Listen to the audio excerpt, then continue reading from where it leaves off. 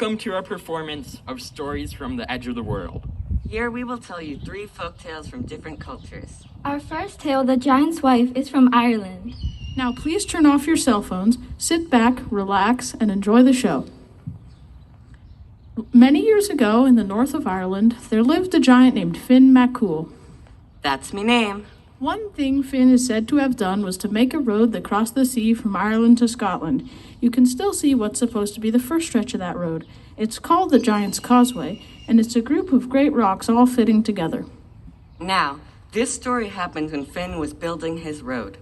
At the time we're talking about, Finn was a worried giant. He'd been told that another giant, called Cuchulainn, was looking for him to challenge him to a fight to find out which of them was the strongest.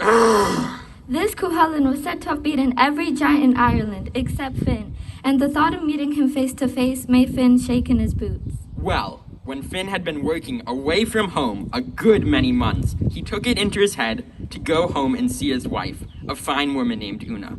It was 2 counties away, but sure, that wasn't far for a man like Finn.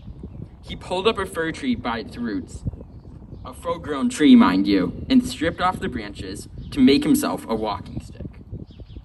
Then off he set, and in no time at all, he reached his own mountain and the house he'd built on it, and there was Una to greet him. Una, me love. Ah, Finn, it's glad I am to see you. I hope you're a bit hungry, for I fixed a little something when I saw you coming. She sat him down to a grand meal of 3 whole roast oxen, 30 boiled cabbages, and a pile of her best bread loaves, which she'd just taken from the oven. A finer cook never filled this great belly. But Una could see that her husband was worried about something. What ails you, Finn? Ah, Una, it's this Cuchulainn. Finn told her how the dreaded giant was looking for him. And every time I bite me thumb, I get more worried about him. You see, Finn had a magic thumb, and if he bit it, it would warn him of any danger. Now, Una was worried too, but she had an idea. Go now and look across the mountain for his coming. You're sure to see him on his way, and that'll give us time to prepare a welcome. So, Finn MacCool did what his wife bid, for he knew her to be a woman of great good sense and cleverness. And inside the house, Una cleared the table and began baking a new batch of bread loaves. These were the big, flat loaves you can see in Ireland to this day. But this was a special batch indeed, for inside each loaf she put a great iron griddle. Well, at last, Finn ran into the house. Una, he's coming, and he's a terrible size of a creature. What can I do? If I run away, I'll be shamed forever. And if I stay here, he'll tie my body in knots. Ah, be easy now, Finn. Just do what I say, and before the day's out, maybe his own forefinger will betray him. You see, Cuchulainn too had his own magic finger. All his strength was in the forefinger of his right hand. If he lost that finger, he would be no stronger than any ordinary man. He's coming. He'll be here in a minute. Now hold your tongue, Finn, and put on this nightgown of mine. What? Me? Put on the clothes of a woman? Are you trying to make a fool of me? Trust me now, Finn. So, grumbling away, Finn put on his wife's nightgown. Una put a white bonnet on his head, then pushed him toward a cradle in the corner. What do you think you're doing? Just lie down there, Finn. What? Now keep yourself quiet and leave everything to me. Just then, Cuchulainn came walking up fast to the house. Good day to you. Come in then, and welcome. 'Twill grieve my husband to know you called when he wasn't here to greet you. Well now, that's very civil of you, woman. But it grieves me even more to learn he's not at home, 'cause I was told I'd find him here. Well now, you were told wrong, for Finn is away at his causeway. He seems that some giant called Cuchulainn has been looking for him, and Finn ran off to teach that fool a lesson. Then I'll go and find him there, for I'm Cuchulainn and I won't rest till I've settled any argument about whether he's stronger than me. Ah, don't be in such a hurry. Come in and take your rest a while. You'll need it if it's Finn you're going to fight, for he's twice your size and 10 times stronger looking. Finn nearly fell out of the cradle with fright. Oh, why does she have to go and blab like that? Why doesn't she just let him go? But Una wasn't so anxious to get rid of Cuchulainn. Now, just set yourself down and I'll have a meal ready for you in no time. I've got the bread all baked and a big pot of stew on the fire. Oh, while you're waiting, I wonder if you'd do me a favor. A cold wind blows in at the door this time of day. Would you be so kind as to turn the whole house around? Finn always does it for me when he's home.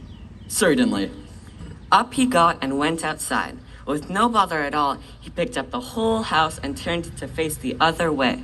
Una was a bit surprised because Finn himself couldn't have done it. She just made it up to frighten Cuchulainn, but she didn't let on when he came back in. Thank you kindly. There's just one other thing. I'm hoping you won't mind my asking. Ask on, good woman. Finn was going to make a new well for me near the house, but he forgot to do it. He left in such a terrible temper. There's water under all that rock for certain. All you need to do is pull the mountain apart. All right then, I'll see if I can find it for you. Off he went again. From the front door, Una watched him put his giant hands into the little crack in a rock, and with a couple of tugs, he ripped open the mountainside so the water gushed out. Now, Una had made up that one too, so when he came back, she again tried not to look surprised. Come in now and eat.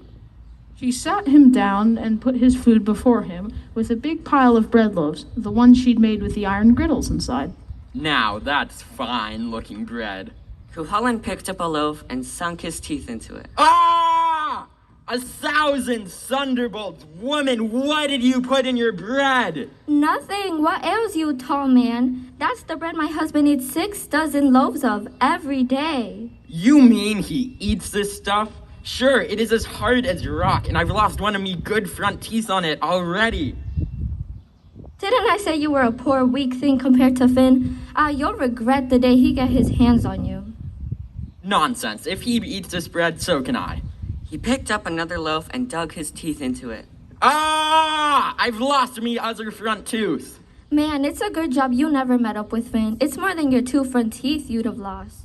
You're tricking me. I don't believe any man eats bread like that. Oh, don't you now. Just wait till you see this.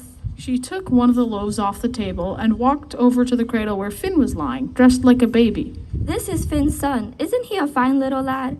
Just like his daddy. Goo goo gaga. Here you are, me dove. Have a bit of bread. Now, this loaf looked like all the rest, but Una knew it was the only one without an iron griddle. She gave Finn a big wink. Then Finn took a bite out of the loaf that took away half the side of it. Chomp! That's amazing. And you tell me this is Finn McCool's child? None other, so you can guess what size of a man his papa is. He must have a powerful set of teeth. Now, this was just what Una was hoping for. Oh, a grand set. Just slip your finger in there to feel them.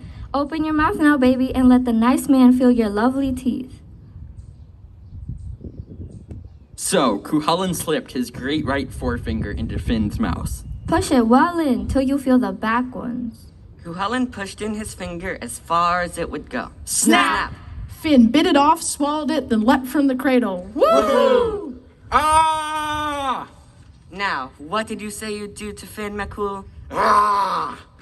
Cuchulainn made a great swipe at Finn with his fist. Ah! But he lost his finger and all his strength with it, so all he did was hurt his hand. Ah! Ah, yes, you'd better run. Now, Finn, don't be too hard on the poor thing. Finn chased Cuchulainn halfway across Ireland before he let him go. And after that, he was free to get on with his road.